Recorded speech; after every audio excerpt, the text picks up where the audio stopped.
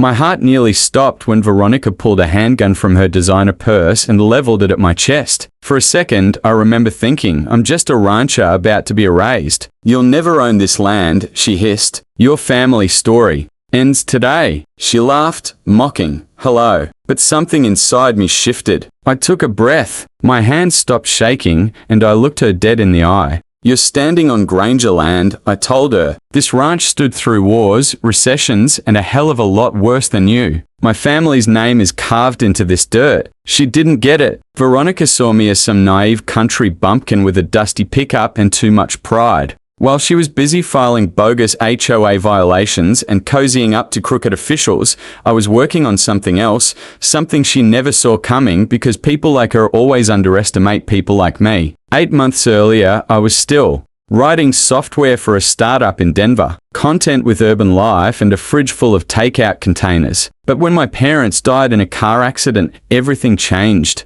They left me Granger Ranch, 150 acres of land nestled in the foothills of northern Colorado. It had been in our family since 1870. I packed up my life and moved home. It was supposed to be temporary. Fix the place up, sell it maybe, but standing on that porch, breathing the cool mountain air, hearing the creak of the barn doors and the lowing of the cattle, it felt like home. I knew tech, not tractors. But thankfully, Hank, our longtime ranch foreman, had worked the land for 40 years. He taught me the ropes and kept me from blowing up the irrigation system twice in the first week. Then there was Julie Monroe, my neighbor, a 40-something widow with 2 kids and a work ethic that made me feel lazy. She dropped by with homemade chili and better advice than any manual could offer. Slowly, I found my rhythm. And then Veronica showed up. It was a Thursday afternoon when a shiny black Mercedes SUV crunched up my gravel driveway. Dust clung to it like an insult. The door opened and out stepped a woman in cream slacks, gold flats, and sunglasses so large they looked like armor. Her platinum hair was cut into that unmistakable "let me speak to the manager" shape. I'm Veronica Holston, she said, flashing a stiff smile. President of the Silvergate Bluffs HOA. I'd heard about Silvergate, a new luxury subdivision built half a mile from the south border of my land. We've received several complaints, she continued, already scowling toward my livestock pens. The smells are interfering with our residents' quality of life. I blinked. Ma'am, I replied, this is a working ranch. It smells like cattle because there are cattle and I'm not under your HOA. Her face soured. We have ways of dealing with uncooperative neighbors. She turned to leave, then glanced back and trimmed that grass. It's an eyesore. The first violation notice came in the mail a week later. Then another, then 5 more. Unapproved structures, my barn, unauthorized business activity, ranching, excessive noise, my roosters. Each one demanded escalating fines. The final letter threatened legal action. I called Nate, my college roommate turned real estate attorney. This is harassment, he said after reading the notices. They have no jurisdiction over your land. Then he paused. But Veronica's husband, Dale Holston, he's a big name in development. Very connected. Watch your back. I started digging and what I found made my stomach turn. The Holston Development Group had filed permits for something called Silvergate Ridge, a massive luxury resort that wrapped around Granger Ranch on 3 sides. They didn't hate my cows. They wanted my land. Things escalated fast. My irrigation was mysteriously shut off for 3 days. Photos were taken of my property by people claiming to be from the county. Someone left the south gate open and half my herd ended up in the road. Julie had to help wrangle them back. This isn't just greed, she warned. It's war. They tried the same with me after my husband died. I sold them 5 acres just to get them off my back. Meanwhile, Nate discovered that Mayor Tim Reynolds had quietly approved a new public access easement that cut right through my pasture. I hadn't been notified. They're trying to take your property value, Nate explained,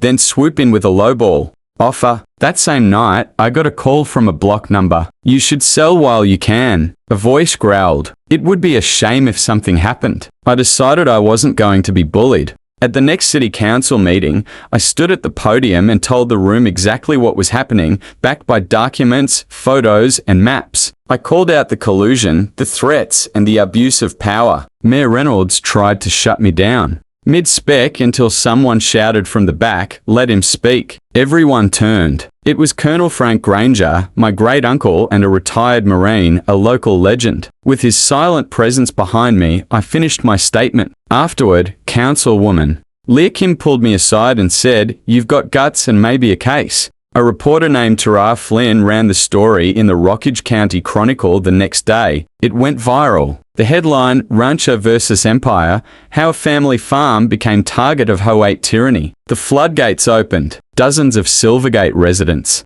contacted me, sharing their own horror stories. One woman had been fined $1,200 for planting daisies instead of HOA-approved petunias. And then a surprise ally came forward. "I'm Eli Holston," the young man said as he stepped out of a beat-up Honda at a diner 2 towns over. "Veronica and Dale's son. I don't agree with what they're doing," he said quietly. "They've done this before. Buy land cheap, squeeze owners, build, flip, move on." He slid a USB drive across the table. "Emails, financial records, and a map. There's something else. Your grandfather placed a covenant on part of Silvergate's land before he sold it." I opened the file later that night. He was right. The land had a clause. Any future commercial development would trigger the family's right of first refusal, allowing us to buy it back at original market value adjusted for inflation. I called Nate. "We've got them." But they weren't done yet. One morning, my barn burnt. Arson. Security footage had been wiped. Then Julie's water tested positive for illegal construction runoff,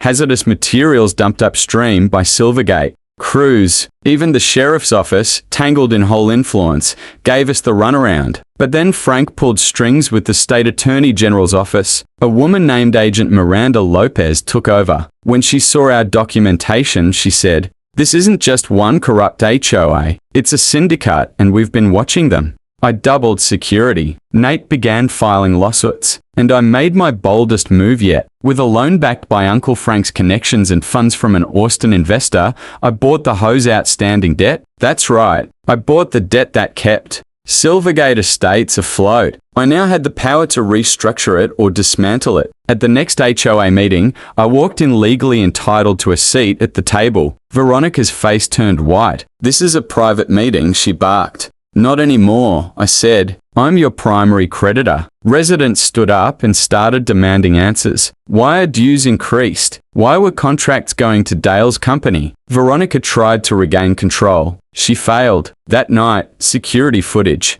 showed Veronica dumping waste near the stream again. When I confronted her, she pulled a gun. "You don't get to win," she said. "But I had already won." The footage went to Agent Lopez. Veronica was arrested and charged with aggravated assault, illegal dumping and conspiracy. Dale was indicted for fraud and bribery. Mayor Reynolds resigned. The Holston mansion foreclosed, converted into a historical museum honoring Granger Ranch's role in the county's founding. Julie and we got married the next spring under the cottonwoods behind the house. Her kids now help Hank with the cattle. Eli started a sustainable architecture firm. He even helped redesign the barn. Granger Ranch was declared a historical landmark, untouchable. And every year now, we host the Gringinja Harvest Festival, not just to celebrate the land, but to remind everyone this is our home. Not a business opportunity, not a Pinterest backdrop. Home. This land remembers who it belongs to.